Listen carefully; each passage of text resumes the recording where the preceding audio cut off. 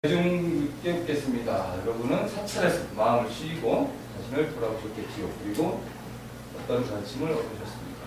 우리가 사찰에 오는 이유는 참 다양해요. 네. 다양한 과정 중에 그냥 오면은 참 뭔가 포근해. 그리고 기존의 콘크리트 건물, 도심지에 있는 그런 콘크리트 건물보다가 이런 전통 건물을 보면 왠지 더 정감 가고 편안하고, 그런 편안함을 찾기 위해서 사실 사찰에 많이 오는 경우도 많이 있습니다. 우리가 그 사찰의 의미에 대해서 좀 더 자세히 알고 이 사찰과 이 건물을 대하면 그런 일이 아는 만큼 보인다고 또 새롭게 보이는 면이 있을 것 같습니다. 그 사찰은 말 그대로 부처님의 가르침을 닦는 수행처이면서 또 부처님의 가르침을 널리 펴서 중생을 제도하는 전법도량이다. 수행도량이란 말은 사실 불교가 처음 이제 부처님께서 가르침을 펴기 시작한 기원전 600년 그때는 절이란 게 없었어요. 어쨌든 건축물이 있는 것이 아니라 그냥 숲에서 최초의 부처님께서 그 법륜을 펴신 녹야원, 그죠? 사르나트에 있는 녹야원, 거기에서 5 비구들에게 처음 법을 설하실 때도 그냥 나무 아래 그 숲속에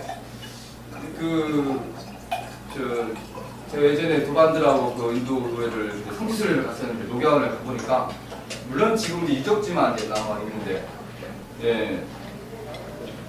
지금은 이제 주변은 이제 도시화가 됐는데 그 근처는 아직 시골이에요. 그런데 아직도 거기에 사슴을 키워. 그래가지고 그 동네 아이들이 사슴 먹이 한 번씩 잡고 와가지고 안 딸라 그래서 절대 쫓아다녀요. 그 사서 이제 사슴 먹이 좀 하는데 녹야원이란 말이 사슴 녹자를 써서 말 그대로 사슴 동산이야.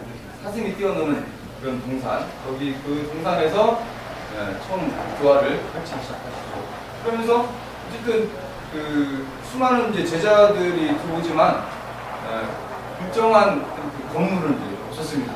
단지 수행만 하는 숲속에서 수행만 했을 뿐이죠.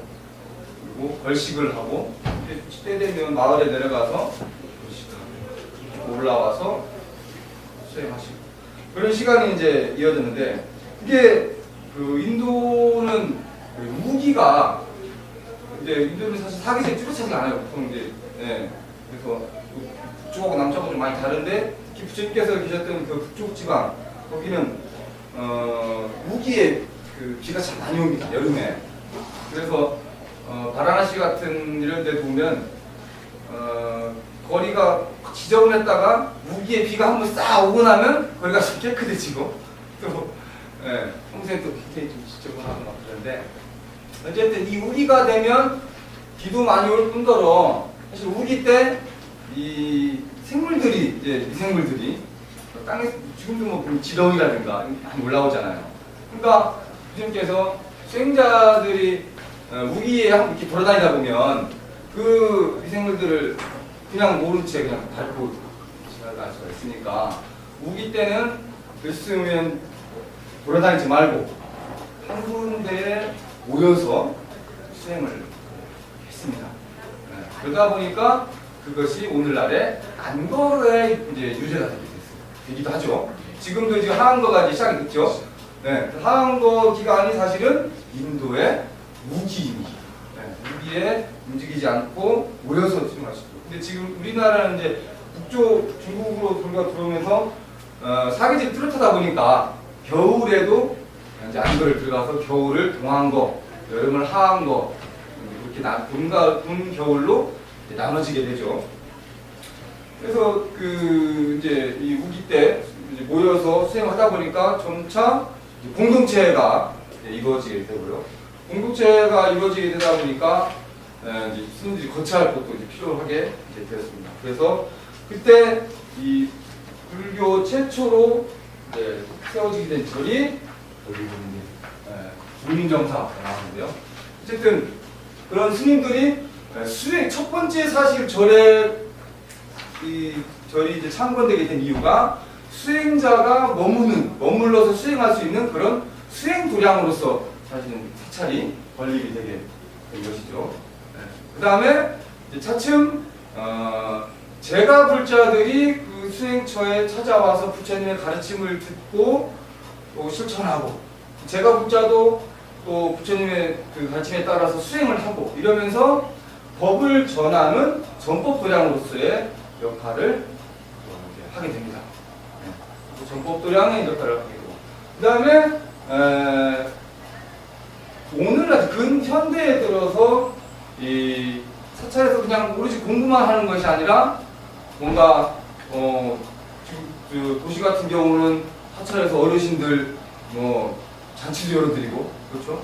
또 봉사활동, 다 여러 가지 또 외부인을 초청해서 뭐 그 봉사를 하는 것도 있고, 사찰 내에서 신도가 회를 구성해서 봉사활동을 하기도 하고, 그래서 그런 자비를 실천하는 그런 도량으로서의 역할도 근대에 들어서 같이 하게 됐습니다. 그래서 여기 보시면 최초의 중림정사 터가 지금도 남아있는데, 이 인도의 대나무는요, 중림 아들 대나무 숲이라는 뜻이죠. 대나무 숲에 그 마가다국의 빈비사라 왕이 부처님께 처음 그 시주를 하게 됩니다. 그래서 나중에 이제 그 자세한 내용은 이제 그 시간에 알아보겠지만, 그 빈비사라 왕이 부처님이 수행자 시절에, 그러니까 부처님도 가필라라는 그 나라의 왕자였단 말이죠. 왕자로서 있다가 출가를 해서 사실 그 소문이 쫙 퍼진 거예요. 퍼졌어요. 이미 가필라국의 그 정과당 아들이 시다르타가 왕위를 포기하고 출가했다더라. 소문이 나서 빈비사라 왕에게까지 들어갔는데, 빈비사라 왕도 이제 그 시다르타 태자를 만나게 되죠. 그러면서 나중에 깨달음을 얻으시거든. 듣다가 되신다면 꼭 저에게 다시 오셔서 저에게도 가르침을 주십시오. 그래가지고 나중에 다시 이제 듣다가 됐다는 이야기를 듣고 또 빈비사라 초청을 합니다. 스님 초청해가지고 수행자를 초청해서 거기서 이제 수행하실 수 있게끔 하는데, 그런 마땅히 수행할 장소가 없다 보니까 이 중림원을 정사 거기다가 스님들이 거처할 수 있는 건물을 짓고, 거기에서 이제 부처님과 수행자들이 거처할 수 있도록 마련을 해줍니다. 그래서 우리 최초의 가람이 사찰이 만들어지게 되는 거죠. 중림 대나무 숲 속에 있는 아주 깨끗한 도량, 그래서 중림정사라고 번역을 합니다. 여기 이제 인도 대나무들이 이렇게 일부러 이렇게 자른 게 아니고 모여서 이렇게 자라요. 네, 모가 이렇게 있듯이 모여서 자랍니다.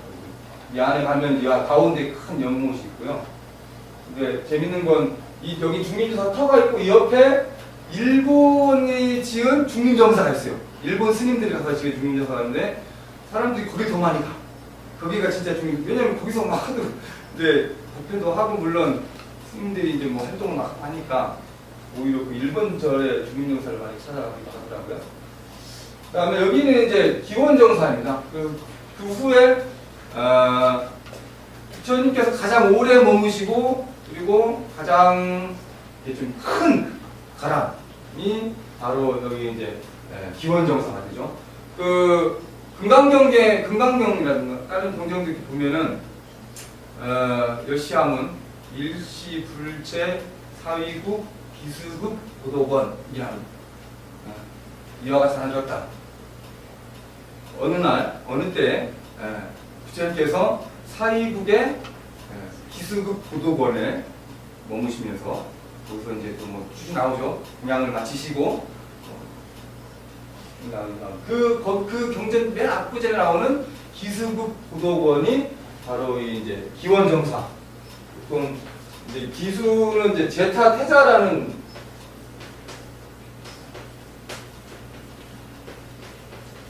원인데요. 이게 이제 재미있는, 여기 이제 참고한 그 사연이 있어요. 기수는 나라 왕자 제타라는 태자의 이름이고요. 제타 태자를 중국에서 이제 발음을 기수라고 이렇게 하게 되고, 극고독은 사실 수자타라는 장자가 있는데, 장자는 요즘 말로 큰 이제 부자, 부자.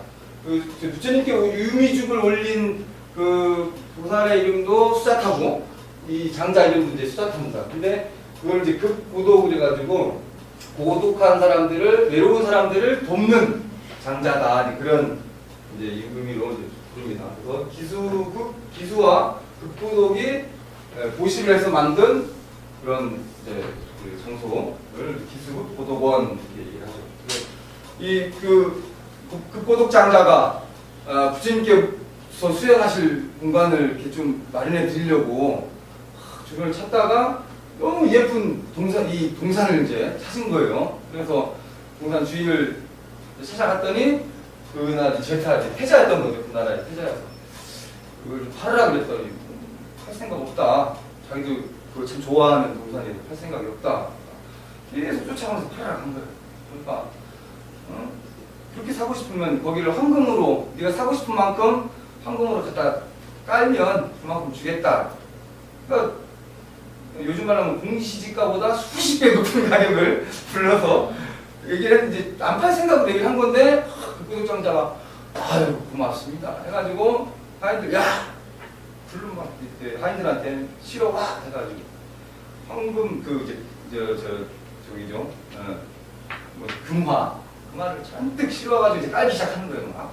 그러니까 태자가 보기에도 어이없는 짓이거든요. 아니 그 비싼 돈을 주고 딴 데도 많은데 왜 하필 여기 한다고 그러냐 그랬더니, 사실 자기가 부처님께 이 수행처를 마련해드리고 하는데 여기가 정말 최고의 조건을 갖춘 곳이다. 물도 좋고 공기도 많고. 그래서 제타치다가 그 얘기를 듣고, 그럼 진작 얘기하지. 나이가 그러면 땅은 내가 기증할 테니 건물은 네가 지어라. 그래서 제타태자가 이 숲을 기증을 하고 극고독 장자가 건물을 이제 짓게 됩니다. 그래서 비원 정사가 마련이 되게 되죠.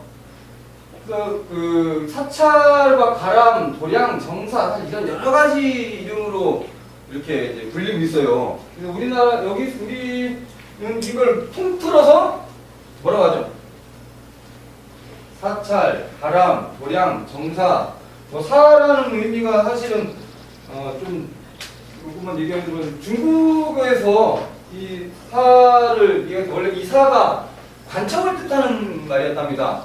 관청을 뜻하는 말이고, 중국의 최초의 절이 이제 백마사라는 절인데, 백마사는 그 인도 스님 축법란 스님이 그 최초의 불경을 가지고 인도에 갔을 때, 거기서 이제 그 스님들을 모셔서 머물게 했던 관청이 백마사였던 거예요. 그런데 나중에 스님들이 최초에 머물렀던 곳이어서 그 후로도 이제 사자를 절사자의 의미로, 사찰의 의미로 바꾸게 됩니다. 원래 사자는 관청의 의미였는데, 근데 우리들도 뭐 가람이라는 말도 쓰고 도량, 정사라는 말 여러 가지 의미로 각각의 이제 의미로 쓰이지만, 이름을 다르지만 사실은 다 똑같은 수행처인 거죠. 수행처를 다르게 부르는데, 지금 우리나라에서는 뭐라고 부르죠? 우리는 뭐라고 부를까? 사찰, 또 절! 너무 쉬워서 사실 잘 어떻게 쓰는 게 절이라고 부르는데, 왜 절이라고 부를까? 뭐 절이라고 부르는 유래가 있을 거 아니에요. 그런데 이 절이라고 하게 된 유래가 사실 명확하지 않아요. 불교를 통틀어서 문헌상에 왜 절이라고 했는지 이유가 어떤 정확한 게 없습니다. 그래서 그냥 유추할 뿐인데, 두 가지로 유추를 해요. 한 가지는 고구려 스님, 그 아도화상이 최초로 이제 신라에 법을 전하러 갔을 때, 신라 머물렀던 집이 모래의 집이었답니다.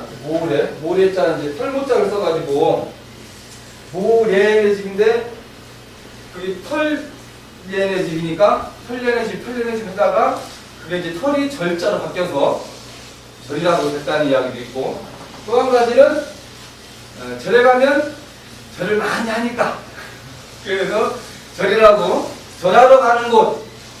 그래서 절하러 가자, 절하러 가자, 절하러 가자 하다가 하러 가자 빼고 그냥 절에 가자. 이제 이렇게 전해지게 됐다라는 의미가 있습니다. 근데 또 한 가지 이제 그냥 제가 나름 붙여본 건데요. 절이라고 했던 이유가 어쨌든 사찰은 저는 이제 예절치가도 얘기했지만 자신을 낮추는 것이 수행의 이제 주란 말이죠. 그 절을 하는 것도 수행을 하기 위해서, 자신을 낮추기 위해서 절을 많이 하는데, 또 상대방에게 나를 표현할 때 날 가지세요, 절 가지세요. 그 얘기 아세요? 예, 어서오세요. 예, 학교 수업 시간에 어떤 아이가 선생님께, 선생님 줄까? 걔 선생님이 이제 그 아이를 이렇게 좀 쳐다봤대요. 이뻐서 그랬는지. 그 아이가 선생님을 보더니, 선생님 혹시 절 좋아하세요? 그런 거야. 그러니까 선생님이 뚝 끌려가지고, 아니? 왜? 딱 이랬는데 이제 당황해서, 아니 왜? 그랬더니, 그럼 교회 좋아하세요? 너무 고전인가요? 어쨌든 절이라는 단어 자체가 자신을 낮추는 의미로, 겸손의 의미로 또 이렇게 자신을 표현할 때이기도 하고, 그래서 어쨌든 이 절이라는 의미는 뭔가 분명한 문헌에 나와 있지 않지만 그런 의미로 오늘날에도 절이라고 그러고 있다. 그래서 오늘날의 사찰, 아까 처음에 수행도량으로서, 또 전법도량으로서, 자비실천도량으로서 이렇게 이제 절의 역할을 하고 있는데, 그걸 좀 더 자세히 이제 알아보면요, 먼저 수행의 장소로서 깨달음을 얻기 위해서 노력하며 중생의 삶에서 부처의 삶으로 변화되는 것. 페이지 38페이지에 쭉 나와 있습니다. 둘째 이제 예경의 장소, 예경으로서 주님께 예경과 행복을 올리면서 중생의 고난과 아픔을 씻고 행복을 성취하는 것. 그 다음에 교육의 장소, 부처의 가르침을 배우며 어리석은 마음을 깨우고 참된 삶의 길을 배우는 곳. 넷째는 전법의 장소.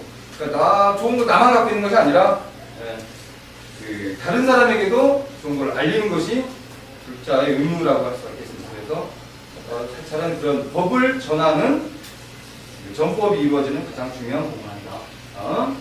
봉사의 장소. 개인의 햇살보다는 생명을 아끼고 사랑하는 마음에서 사찰을 건립하셨던 부처님의 가르침을 되새기면서 대자의 대비를 추천했다. 우리가 기도를 끝마치고 이제 발언문 끝에 늘 자타임시 성불교 이렇게 이제 마무리를 하죠. 나와 남이 동시에 함께 공부하여진다 얘기합니다. 그런데 이 사찰들이 사실 전국에 가령 조계종 사찰이 약 3,000여 개가 크고 작은 전국에 이제 3,000여 개의 절이 있는데, 대부분의 사찰이 도심지에 많이 있지만 산속에 어쨌든 권리 스님들이 어떤 분은 그런 얘기도 하더라고요. 숨견지명이 있으셔가지고 좋은 데다가 명당 자리를 잡으셨다고 하는데, 수행하기 가장 적합한 곳을 찾다 보니까 거기가 명당이 된 거죠. 네. 근데 대부분 이제 사찰이 산에 있다 보니까 도심지에 사는 분들이 사실 이렇게 사찰에 와서 그런 수행하고 뭔가 이렇게 실천하고 이런 것들이 쉽지가 않은 거예요. 그래서 요즘에는 도심지에 포구당이라고 해서 도심지 사람들이 가까이 접할 수 있는 그런 수행도량도 많이 건립을 하고 있죠. 근데 이게 너무 이제 또 난리가 하다 보니까 그 역할이 조금 뭐랄까 퇴화됐다 그럴까요? 새롭게 변형된 걸 수도 있어요. 왜냐하면 처음엔 열심히 기도하고 그래서 기도하는 사람들이 와서 함께 수행을 해야 되는데 기도하러는 많이 안 오고 와서 뭐 물어보는 사람이 많다 보니까 그쪽으로만 발전이 되는 거예요. 뭐 이렇게 하면서 손가락 짚어가면서 이게 이제 역할이 상당히 좀 변질된 부분이 없지 않아 있습니다. 근데 그거는 이제 스님들이 바로 잡아야 될 일이죠. 스님들이. 그래서 대양사도 사실 그 광주 시내 대양사 직접 관리하는 포교당이 아직 없어요. 물론 대양사 포교당으로서 광주 말사로 대양사 말사 광주 시내 몇 군데가 있지만 그건 거의 그냥 자기 개인 사찰 역할을 하고 있는 거고, 그래서 조만간 언제 될지 모르겠지만 대양사에서 직접 관리하는 도심 포교당을 만들어서 도심직분들이 평일에는 그 포교당에서 와서 수행하고 불교대학 공부도 거기서 하고, 그 다음에 주말에 일요 법회라든가 주말 법회에 버스 타고 이제 본사에 들어와서 호텔에서 또 법문 듣고 이런 시스템을 앞으로 구축해 나갈 계획입니다. 자, 전통 사찰의 이제 구조에 대해서 한번 보겠습니다. 페이지 40페이지에 보면 이제 그림이 나와 있지만 사실 이 사찰의 구조가 꼭 이렇게 해야 된다는 건 아니에요. 근데 대부분 이제 이렇게 다리를 건너서, 우리는 여기 극락교를 건너죠. 일주문을 올라온 다음에 이제 극락교를 건너는데 보통은 사실은 물을 건너서, 다리를 건너서 일주문을 조금 들어갑니다. 대표적인 게 쌍계사, 하동 쌍계사다 보면 이렇게 올라가는 그 다리를 건너서 일주문을 들어가게 되어 있죠. 그 의미가 이제 이 다리 앞에 여기는 이제 속세, 사바세미, 속세에서 그 다리를 건너서 열반의 세계로 들어가는 거예요. 스님의 세계로 들어가는. 그래서 다리를 해탈교라고 하고, 또는 극락교, 우리 이쯤은 쌍계로 지나서 오는 다리는 극락교라고 부릅니다. 이렇게 이제 대부분 그 다리를 건너게 되어 있고, 다리를 꼭 그 위에 다리를 이렇게 굳이 만드는 이유가 속세에서 진의 세계로 들어온다는 의미를 갖고, 부도전도 뭐 이제 바로 옆에 있지 않고, 우리 부도전은 저 이제 아래쪽에 있어요. 차마다 많이 다릅니다. 일주문을 지나서 천왕문, 구리문 올라오는데, 또는 천왕문 가기 전에 금강문을 지나서 이제 오는 경우도 있고요. 차마다 많이 다릅니다. 대부분 대략 이러한 형식으로 뭔가 문을 통과한다는 말은 어떤 수행의 단계를 거치는 거라고 보시면 돼요. 그걸 형상화한 것이죠.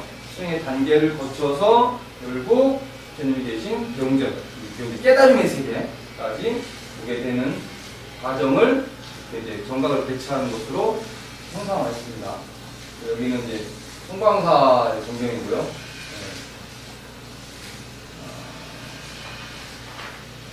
전통 사찰의 구조에서 우리가 흔히 전각이라는 얘기를 많이 합니다. 그죠?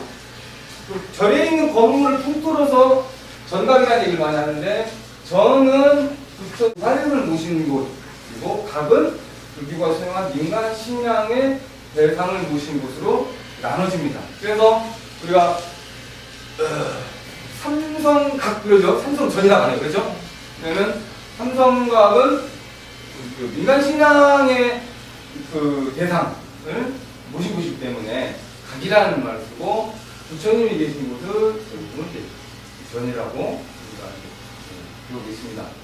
자세하게 좀 들여다보면요, 여기는 이제 화엄사 전쟁이고, 이제 대웅전은 석가모니 부처님을 모신 본존물로 모신 법당입니다. 그래서 이 대웅이라는 뜻이 그 아주 뭡니까 영웅, 석가모니 부처님을 위대한 영웅이라고 이렇게 법화경에서 표현한 데에서 대웅이라고 합니다.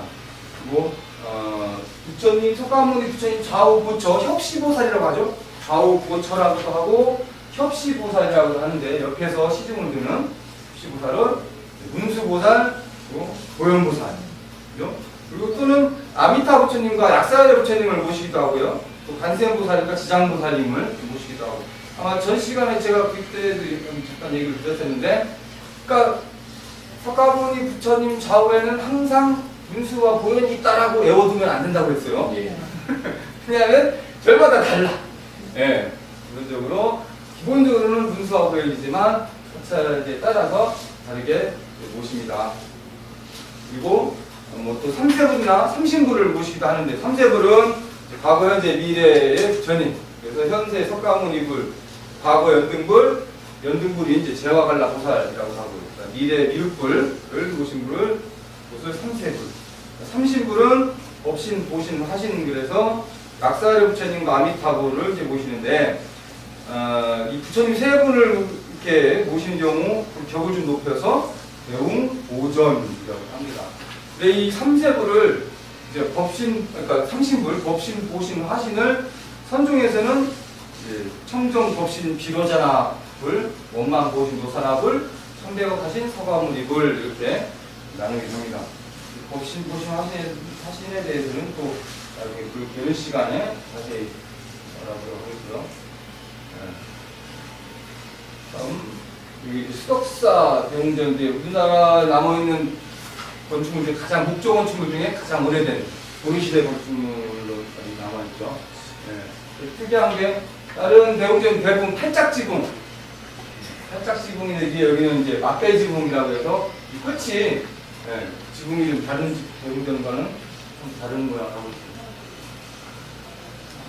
대웅전은 이제 분전물을 묻습니다. 분전물을 쓰는 있습니다. 그래서, 여기 이제, 선운사 대웅전이 삼세불을, 지금 세 분을 이렇게 모시고, 선운사 말고도 많이 있죠. 이 성광사, 완주 성광사도 법당 안에, 우리나라에서 실내에 계신 부처님 중에 가장 규모가 큰 부처님이 완주 성광사에 계세요. 성광사, 신체 성광사하고 이름이 똑같아요. 왜냐하면, 창건한 분이 똑같거든. 네. 고족사가 창건해서 그쪽에도 성광사를 하고 완주에도 성광사를 하고 하는데, 그 법당 원래 이 대웅전 2층이었는데 지금 예전에 중건하면서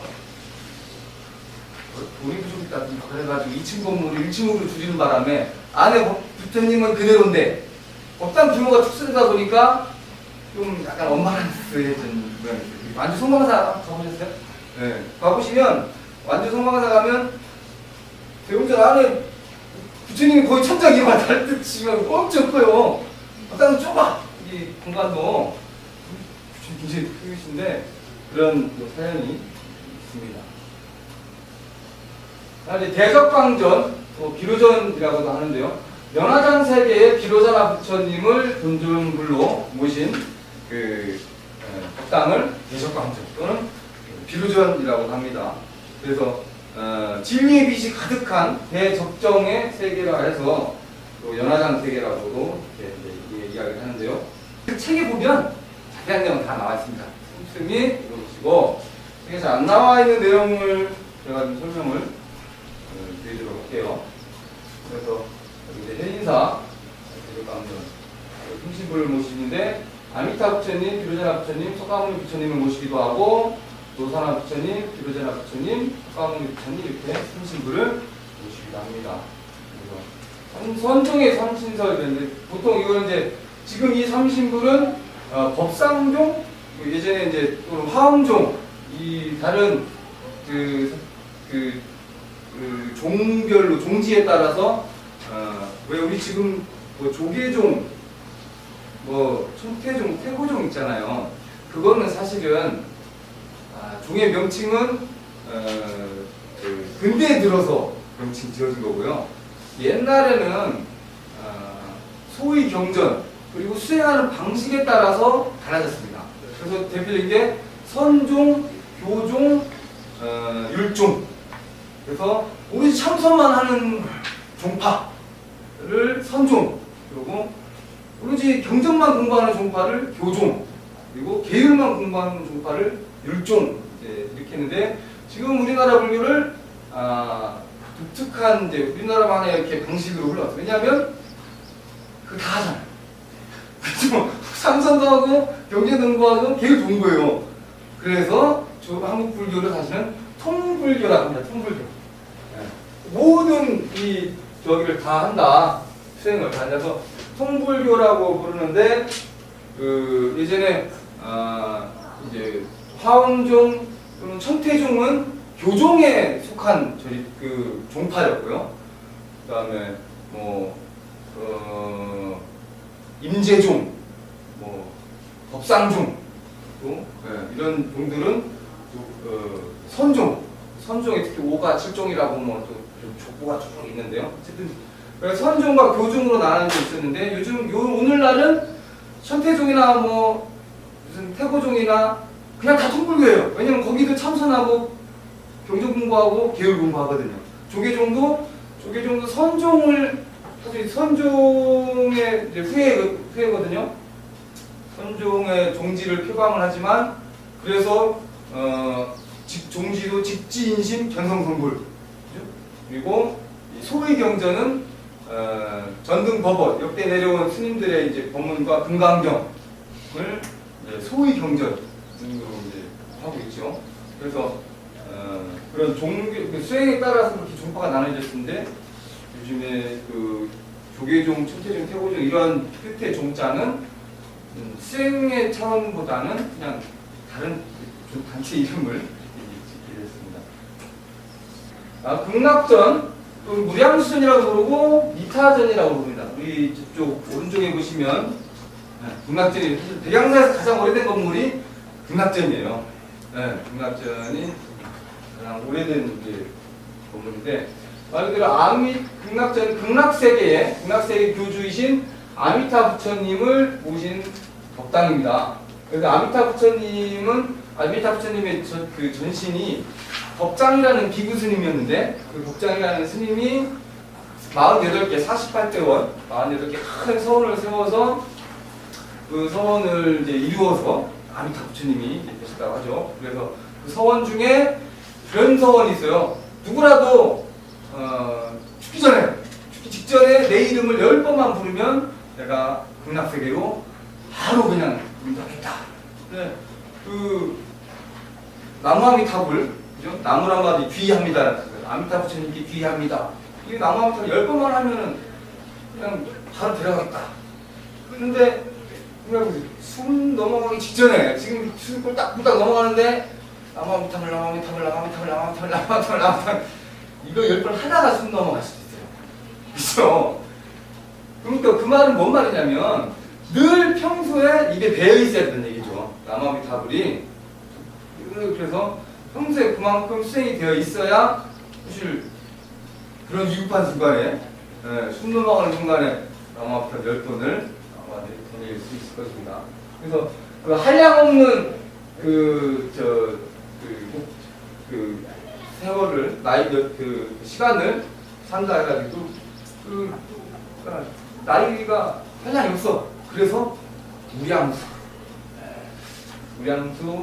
열애불 우리 제사 지낼 때 분명히 무량수 열애불 아미타 부처님을 무량수 열애불이라고도 부릅니다.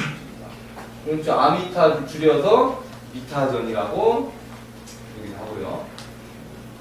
다음에 협시불로는 관세음보살과 대세지보살 또는 관세음보살과 지장보살을 협시불로 기사합니다. 관세음보살은 뭐 또 따로 뒤에 또 나오는데 뒤에 살펴보겠습니다. 다음 미륵전을 용화전이라고도 하고 다시전이라고 합니다. 미래의 부처님이신 미륵 부처님을 모신 법당이다. 용화세계는 석가모니 부처님께서 중생 제도를 하시는데 원래 석가모니 부처님께서 도솔천에서 내려오실 때 미륵보살하고 둘이 같이 있었다 그러죠. 미륵보살과 호명보살이라는 이제 석가모니 부처님 바로 전생은 호명보살이었어요. 둘이서 아래를 내다보니까 중생이 내다보니까 깝깝한 거예요. 왜 사는지도 모르고 살고 왜 죽는지도 모르고 죽고 있으니까 둘 중에 한 명 내려가서 좀 가르쳐 줍시다. 누가 먼저 내려가겠어? 그러니까 뭐 그때 당시 가위바위보는 없었을 것이니까 꽃을 한 송이 꽃봉오리를 들어가지고 먼저 핀 사람이 내려가게 하자.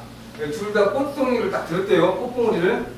그랬더니 이제 석가모니 부처님 꽃이 먼저 그런 일을 합니다. 그래서 내가 먼저 갈게. 그러니까 미륵 부처님이 그래 그러면 당신이 미처 교화하지 못한 중생들을 나중에 내가 가서 그러면 보여주겠다. 그게 언제인지 아세요? 그게 언제냐면 석가모니 부처님께서 내려오시고 나서 56억 7천만 년 이 56억 7천만 년 후에 미륵 부처님께서 내려와서 석가모니 부처님이 미처 다 제도하지 못한 중생들을 3번의 설법에 거쳐서 제도하겠다. 그게 이제 용화 세계거든요. 그런데 그 이론을 미륵 부처님 이제 미래 부처님이란 말이에요. 미래 부처님인데 이 저기를 좀 공부하고 나서 미륵 하생경 이거 다 싶어가지고 그 써먹은 게 누구죠? 궁이에요. 네, 후구부려 말하기로 궁예가 자기가 미륵의 후신이라고 그러면서 관심법 다 보여고 이러면서 뭐 드라마들이 이렇게 나왔었죠. 그리고 그 조선 그 시대 수충 임금 때 여한서사라는 스님도 당신이 그 미륵의 후신이다. 그래가지고 중생들을 모아서 일종의 개혁 운동을 하다가 사실 개혁이 좀 지나쳤었는가 봐요. 그러니까 역사에 이게 참 애매한 것이 그거를 이제 누가 해석하냐에 따라 달라지는 거죠. 그게 반역이었냐 개혁이었냐 이런 것들이 어쨌든 실패했기 때문에 반역이 돼가지고 미륵을 사칭해서 이렇게 반역한 그러한 사례로 해서 결국에 이제 처형을 당하게 됩니다. 그래서 지금도 이제 금산사하는 미륵전이 아주 크게 있죠. 협시불로는 이제 일광무살과 월광무살. 일광무살, 월광무살은 어디에 있을까요? 네? 어디? 그렇죠. 브레일렉스. 일광무살은 해, 월광무살은 달이에요. 근데 불교에서는 만물에 다 불성이 있다. 그렇죠? 모든 만물에 불성이 있다 그래가지고 그 자연의 어떤 그 행성까지도 해와 별, 달, 별, 북두칠성 저희 가면은 칠성전에 칠원성분 칠성전에 있는 칠원성분은 북두칠성을 형성합니다. 그런 분들한테도 그 불성을 있다 해서 보살로서 이렇게 생활을 시켰습니다. 여기 이제 유명하죠. 금산사 미륵전. 이 안에 들어가면 이제 미륵 부처님 입상 서 계신 부처님이 저기 계세요. 이렇게 있어요. 그리고 원통전 이제 관음전이라고 합니다. 그래서 관세음보살님을 주불로 모신 것이 관세음보살님 아까 누가 그랬어요? 극락세계 아미타 부처님의 협시보살이라고 그랬죠. 근데 이분도 이미 사실은 부처가 될 정도의 수행력을 갖추신 분인데 자기는 오로지 나는 아미타 부처님만 늘 섬기면서 살겠다. 그리고 아미타 부처님을 모시고 이 사바세계 중생들의 아픔을 내가 소리로 다 듣고 아픔을 내가 치료해주겠다. 구제해주겠다. 그래가지고 소원을 세우셔서 거의 부처님과 같은 대우를 드리는 분입니다. 그래서 우리가 평상시 기도할 때도 가는 기도를 하잖아요. 가는 말 그대로 소리를 듣고 중생이 애원하는 어떤 그런 소리를 다뤄라는 소리를 듣고 거기에 감해서 이제 반응하시는 거예요. 그래서 원통전이라고 하고 가는전이라고 합니다. 그래서 관세음보살님이 여러 분 있는데 어떤 보살님이 관세음보살님일까? 다 비슷비슷하게 생겼잖아요. 화관에 가운데 아미타 부처님을 다 모신 분이 계세요. 다른 보살님들은 없는데 가운데 이렇게 부처님이 딱 모셔지고 있어요. 그분이 관세음보살이죠. 협시보살로 남순동자와 해상용화 남순동자는 여기 여기는 없구나. 관세음보살님 그림 보면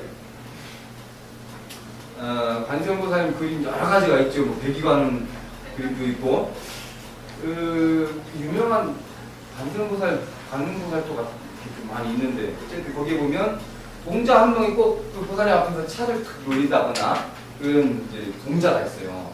그 동자를 이제 남순동자라고 이야기합니다. 그 다음에 그 해상 바다의 용왕을 좌우 협시보살로 보내드리고 있죠. 그래서 보면 우리가 관세음보살님을 좀 더 길게 말하면 뭐라고 그래요? 천수천안 관자재보살이라고 하죠. 네, 그래서 천수관음이라고 이야기합니다. 여기 보면 손이 그 천수관음 무용 혹시 보셨어요? 그 청각장애인들 하는 거 굉장하죠. 갑자기 쫙 펼쳐져가지고 막 그 천수관음 무를 추는 그 무용단의 손을 혹시 자세히 보셨나요?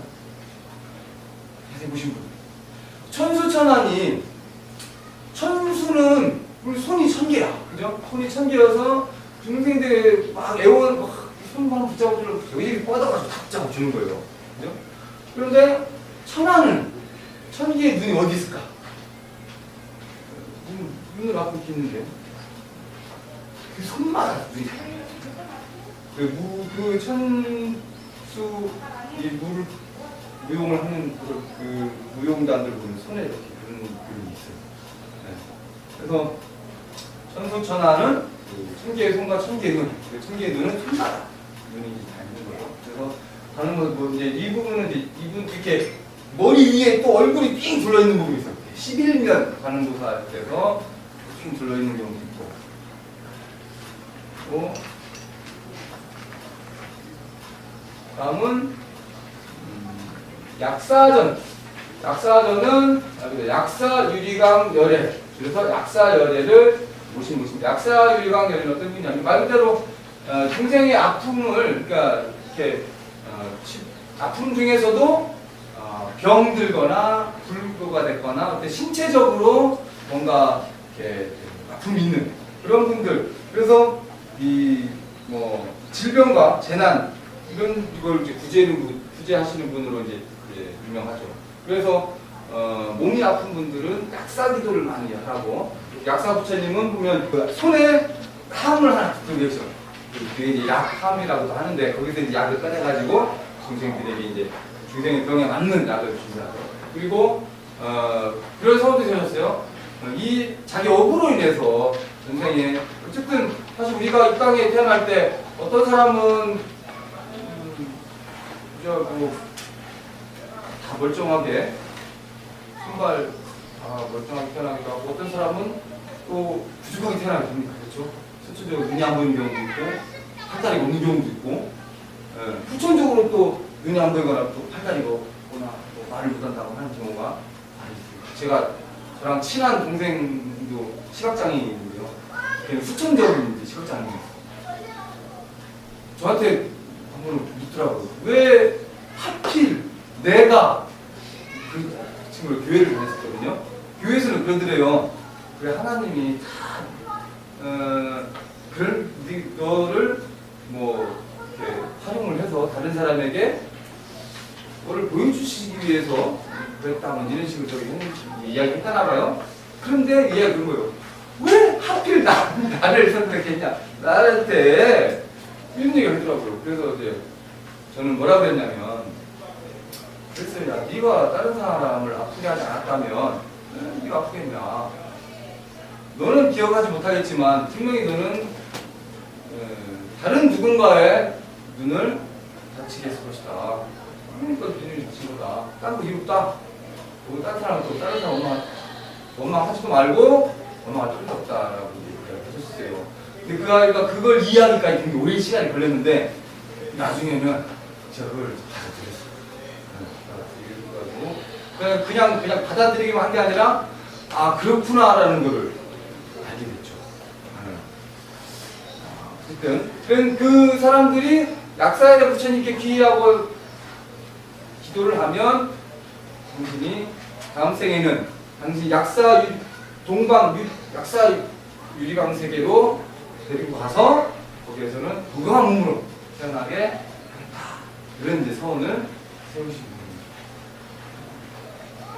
그리고 팔상전 있습니다. 부산 팔상전이 유명한데 팔상도를 봉헌한 거. 그래서 팔상도는 서가모니 부처님 일생 8획으로 나누어 그린 그림입니다. 그래서 8개 보시면 도솔내의상, 도솔중에 내려오신 모습, 비람 강생상, 은빈이 동산에 태어나신 강생상, 그 다음에 사문 유관상, 성 4군데의 동서남북 4군데 성문을 보고 관찰하시는 모습, 사문 유관상, 유성 출가상, 성문을 넘어서 출가하시는 모습, 설산 수도상, 그리고 이제 6년 동안 고행하시면서 수행하시는 그런 모습이죠. 여기서 설산 수도상 그러니까 사람들이 부처님께서 히말라야산에서 수행했다고 알고 있는 분 많아요. 사실 부처님은요, 히말라야 한 번도 안 가보셨습니다. 부처님이 태어나신 나라에서 날씨 좋을 때 멀리 보면 히말라야 보이긴 해요. 네, 히말라야 보이긴 하는데 부처님은 히말라야를 한 번도 안 가봤어요. 그런데 전생에 그 설산에서 수술을 하셨었습니다. 그리고 또 그 설산이라고 부르게 된 또 중요한 이유가 부처님께서 수행하셨던 요즘은 전정각산 그러거든요.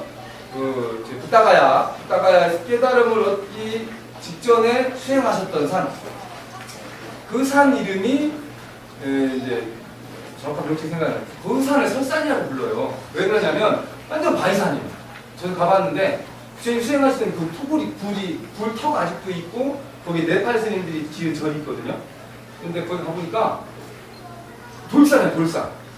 나무가 없어요 위에. 그래서 중턱에는 좀 있는데 그래서 그 밤에 달빛이 비치면 하얗게 반같이 눈 내린 것처럼 반사가 된답니다. 그래서 설산이라고 이렇게 칭을 붙인 거죠. 그래서 그 설산에서 사실은 완전 돌무더기산, 돌산에서 사실은 수행하신 거예요. 그래서 거기서 수행하시다가 6년 동안 수행하시다가 그 마을에 내려와서 이제 목욕, 내란자라 강 거기서 목욕하시고 쓰러졌을 때 그 수자타 여인이 와서 유미죽을 공양하는 거죠. 그 수자타 여인의 집도 굉장히 부자였어요.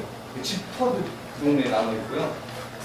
거기서 이제 기운을 차리셔서 그다가 그 이제 보리나무 아래에 오셔가지고 10일 동안 일하실 끝에 이제 깨달음을 얻게 되신 거고요. 어쨌든 설산 수승상 하고 그 다음에 수화항마상 7번째 수화항마상은 말 그대로 나무 아래에서 마구니를 자기 수행을 방해했던 마구니를 항복시킨 모습. 수화항마상. 여기 마구니에 대한 그 이야기가 재밌는데 시간이 있으니까 나중에 볼게요. 그리고 쌍림 열반상. 그 후시나가라의 그 쌍림 나무 주구리가 크게 있는 그 아래 쌍림 아래에서 열반을 드신 모습까지 해서 총 8폭의 그림으로 부처님의 일대기를 나눠 그린 그 그림을 팔상도라고 하고 팔상도를 봉하는 것을 팔상전이라고 합니다. 영산전 또는 영산해상이라는 말 들어보셨을 거예요. 영산전은 영축산이라고 해서 영취산이라고도 하고 영축산이라고 우리나라에 어디 있죠? 영축산, 홍도산. 그죠? 영취산이라고도 하고 영축산. 그게 사실 인도에 있어요. 인도 어디냐면 부처님께서 법화경을 설하신 산 이름이 영축산이에요. 그래서 그 법화경을 설하신 영축산 이름을 따서 사실 통수서가 있는 산 이름도 영축산이라고. 그래서 그 영축산에서 법화경 설하신 모습을 그린 그림이 영산해상입니다. 흔히 영산제 많이 들어보시죠? 영산제. 영산제가 스님들 막 모여가지고 뭐 하잖아요. 알아서 죽으면서 막. 그게 제사 지내는 게 아니에요. 어떤 분은 그 제사, 무슨 천도제? 이런 거하고도 연관을 생각하시는데, 영산제는 영축산에서 말 그대로 법화경 설하실 때 모습을 이제 어떤 그 장면을 복원한 그런 이제 뭐라고 무대 이게 그런 모습인 거죠.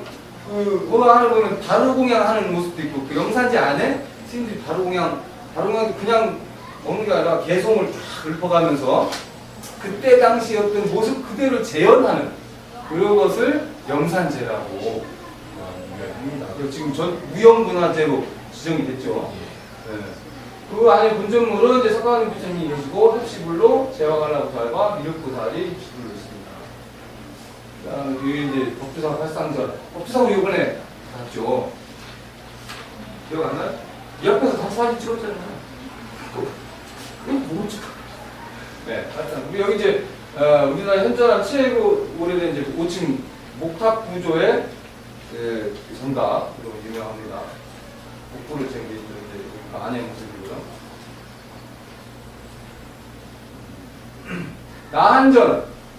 나한전은 석가모니 부처님의 제자 가운데 아라한토로 위치한 성자들을 모신 것이다. 그래서 우리 예전에 영화 아라한 장풍 대작전 뭐 이래가지고 영화도 막 나왔었는데 보통 이제 아라한 그러면 깨달은 자를 아라한이라고 합니다. 근데 그 수행 사가라고 해서 아나함, 수다원, 수다함, 아나함, 아라한 이러거든요. 아래 단계부터 수다원, 그 다음에 사다함, 아나함, 아라한 이렇게 이야기를 하죠. 그래서 제 제자 가운데 그런 아라한과 끝에 이제 보통 수다원과, 다원과에서 과자를 다 붙이는데 이 아라한과를 이제 그러니까 최고의 경지, 깨달음의 경지라고 이제 이야기를 합니다. 보통 이것을 뭐 소승에서 이렇게 이제 부른다고도 이렇게 이야기를 하는데 사실 이 소승과 대승은요, 이 어떤 수행의 차이도 있지만 사실 명칭 자체가 중국 스님들이 저 남방 스님들을 좀 뭔가 좀 무시하는 듯한 그 뉘앙스로 소승이라고 했어요. 그래서 요즘에는 소승 대승하면 안 씁니다. 뭐라 그러냐? 지역별로 하죠. 남방불교, 북방불교. 네. 그래서 남방 쪽에는 부처님으로부터 어떤 계율수행 그리고 초기경전 이런 것들이 이제 많이 전해지고, 북방 쪽으로는 이제 참선과 함께 여러 가지 경전이 대승경전이라고도 이야기를 많이 하는데, 뭐 남방에는 있는데, 그러니까 북방에 있는데 남방에 없다. 남방에 있는 경전이 뭐 진짜 부처님 경전이고 북방에 있는 경전은 다 위경이다. 그런 이야기도 있지만 실제 위경인 경우도 없지 않아 있어요. 어떤 게 위경이다라고 다 밝힐 그게 없어. 그러다 보니까 석가모니 부처님이 사실 경전을 몇 번 쓰셨을까요? 여기 뒤에 이제 여기서 대장전을 쓰는 네? 한란전경. 자, 일단 한번 아라한을 줄여서 나한이라고 이제 이야기합니다. 16나한, 500나한인데요. 16나한은 부처님 제자 중에 이제 가장 뛰어났던 제자 16명을 이르는 이제 말이고요. 500나한은 부처님께서 열반하신 후에 부처님의 가르침을 되새기면서 그걸 결집한 스님들이 있어요. 네. 그때 500명의 스님들이 모여서 경전을 결집을 하거든요. 그래서 근데 그 500명이 들어올 수 있는 조건이 깨달음을 얻어야 돼요. 아라한이 되어야만 500명 안에 들어올 수가 있는 것이죠. 네. 그러니까 사실은 부처님은요, 여기가 이제 법모사 명부는 시황전 뒤에 이제 대장전에서 그럼 그 여기 좀 설명드릴게요. 명부전, 시황전, 명부세의 본전이 지장보살은 여기는 명부전이라고 하지 않고 여기도 다른 말씀하죠. 여기는 명부전이라구나. 다른 데 가면 시황전이라고, 아니 또 뭘 지장전이라고 하는 데가 많아요. 지장전. 네, 지장전이 곧 명부전입니다. 지장전, 명부전, 시황전 같은 그렇게 이야기를 하는데, 그다음에 지장보살님을 모신 곳이어서 지장전을 하죠. 지장보살님도 원래 이미 부처가 되어야 될 뿐인데 원을 세우기를 지옥에 있는 중생을 내가 다 부지하기 전까지 나는 성불하지 않겠다. 그래서 이 명부세계, 이 사바세계에서 삶을 마치고 떠난 사람들이 이곳 이제 명부세계, 명부란 말이 뭐냐면요, 살아있을 때 자신의 행적이 다 기록되어 있는 장부, 이걸 이제 명부라고 한다. 항상 시왕이, 그 시왕이 누구냐면요, 명부에서 심판을 감당하는 거예요. 흔히 말하는 염라대왕이 이 시왕 중에 5번째. 그래서 보고 너 이렇게 살았잖아. 근데 우리나라도 보면 청문회 때 보면 햇살했어 그러면은 잘 모르겠는데요. 기억이 안 난다고 이렇게까지 하잖아요. 근데 사실 기억이 안 나실 수 있어요. 저도 너 20년 전 오늘 뭐 했어 그러면 기억 안 납니다. 그죠? 그때 네가 나 때렸잖아 그랬는데 사실 제가 살아오면서 누굴 때리는지 누구한테 맞았는지 그 너무 이걸 기억 안 했어요. 그런데 그걸 대비해서 만드는 겁니다. 뭔지 아세요? 업경배라는 게 있는데요. 업경배. 거기 가면 업경배라고 해서 저기 예전에 우리 다인네 저 쌍계사 가가지고 박물관에 봤지. 거울 모양으로 거울이 있어요. 거울 같은 거. 그 앞에 딱 쓰면 그 사람 태어나서 죽을 때까지 했던 행적이 영화로 찍어라는 거죠. 그러니까 빼도 못하는 그 증거. 오늘날의 최고의 증거가 그거잖아요. 카메라 이렇게 찍어놓은 거. 동영상 자료. 그냥 동영상으로 쫙 나온다는 거죠. 네. 그래서 그 행위에 따라서 다음 생이 지어지는데 그때 이제 잘못한 게 많아서 지옥에 떨어진 중생들을 이 지장보살님이 다 저희가 부착했다. 그 서울을 세웠기 때문에 비록 보살님이지만 부처님과 똑같은 대우를 주고 전각에 본전불로 모시는 것입니다. 스님의 모습을 하고 있죠. 그 독특한 다른 보살님들은 위에 뭐 화관을 쓰고 이랬는데 지장보살님만 유독 특이하게 스님의 모습으로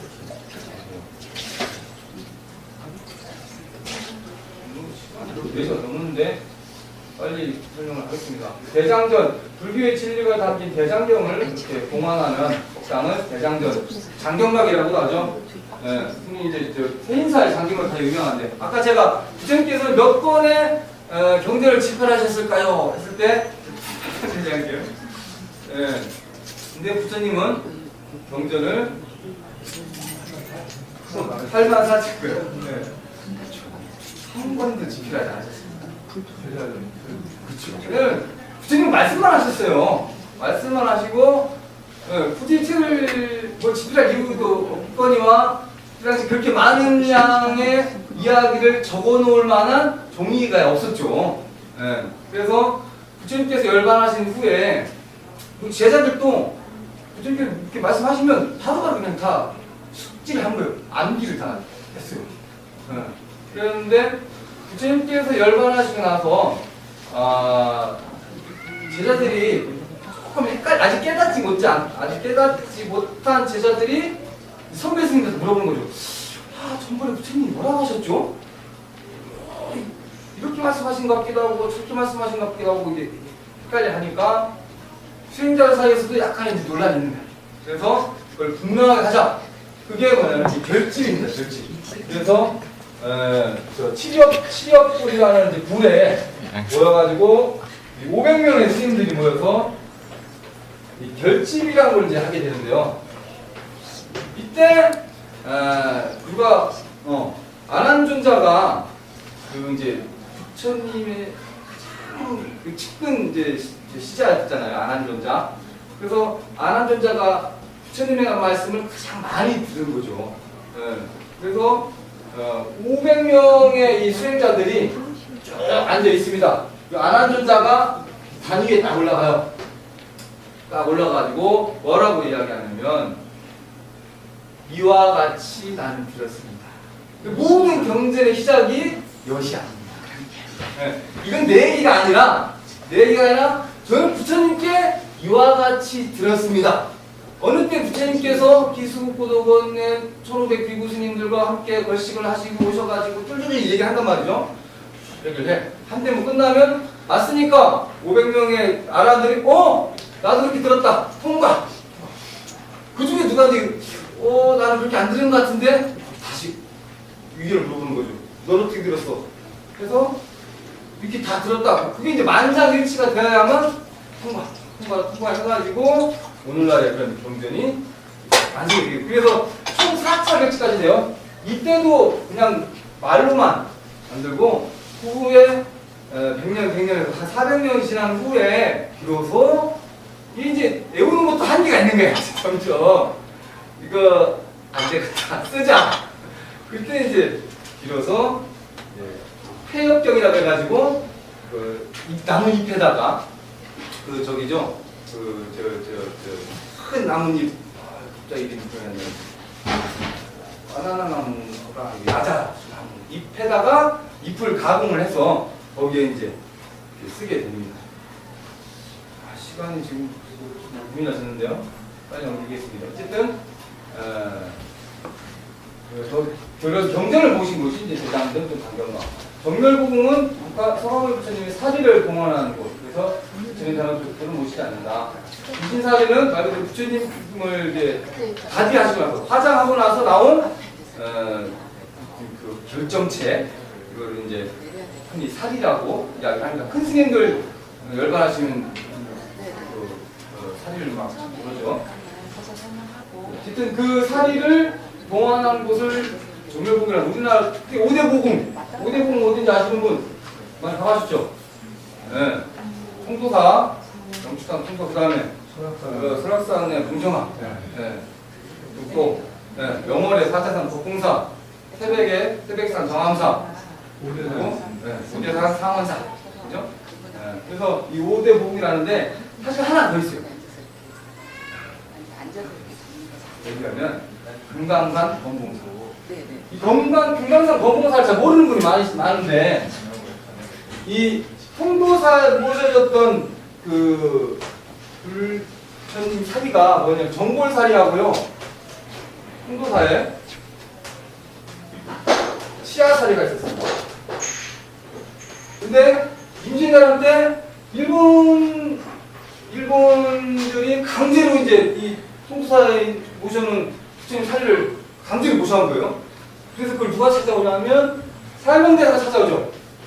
그 사명대사 그 일대기 보면은 일본 가가지고 일본인들이 막 이렇게 그거를 뭐랄까 냉방에다가 넣어놓고 막 불을 바닥에 쇠로 된 방에 넣어놓고 불을 엄청 뗐는데 문 열어보니까 이제 죽었을 줄 알고 문 열어봤더니 뭐 부드름이 짜증을 있어서 어떻게 나를 냉방에 재울 수 있냐 막 이러면서 해가지고 그 노력에 감복해서 사리를 죄송합니다 모셔가십시오 하고 이제 내줬다는 거죠.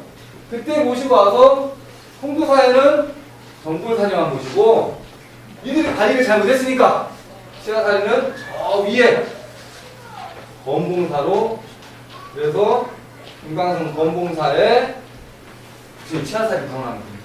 지금도 가면 건봉사라고 치아사리를 언제든지 친견할 수 있도록 마련해놨어요. 사실 건봉사 제가 추가 봉사가 건봉사거든요. 그 치아사리 사리함, 그러니까 보안을 강화하기 위해서 좀 이렇게 사리함을 새로 제작할 때 제가 몽둥이 들고 사리를 지키고 있었습니다. 눈앞에서 봤는데, 다른 사리는 대부분 동글동글하잖아요. 치아사리의 특징은 각이 져 있어요.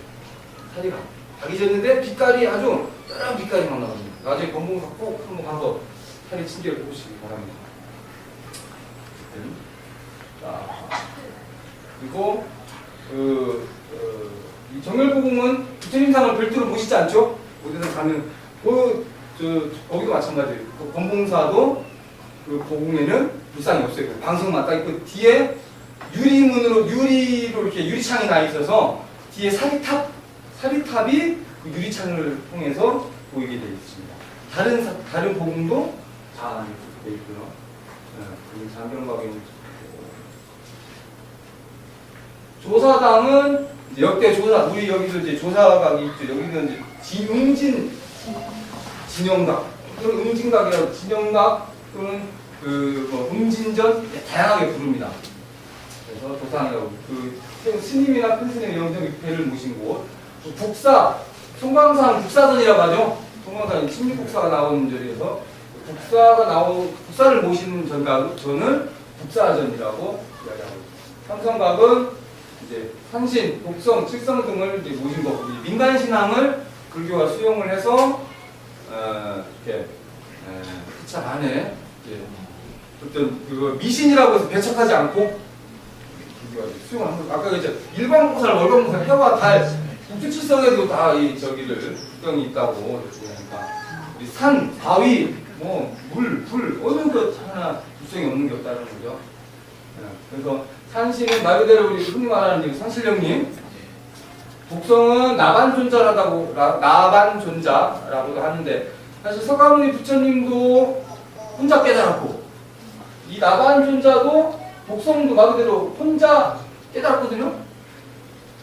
근데 왜 부처님은 저렇게 큰 집에 모시고 독성은 한 집에서 해가지고 조그만데 이렇게 멋있을까? 두 분 다 혼자 깨달았는데 혼자 수행해서 혼자만 어떻게 부처님은 중생을 구제하기 위해서 깨달음을 가진 거고 독성은 자기를 구제하기 위해서 깨달은 거예요. 이게 이제 원의 어떤 그 크기가 다른 거예요. 서원의 크기. 예. 근데 어쨌든 그 수행력 있는 분이기 때문에 독성기도 열심히 하면 한 가지 소원을 꼭 들어준다고 하죠. 칠성은 말 그대로 북두칠성을 이제 형상화해서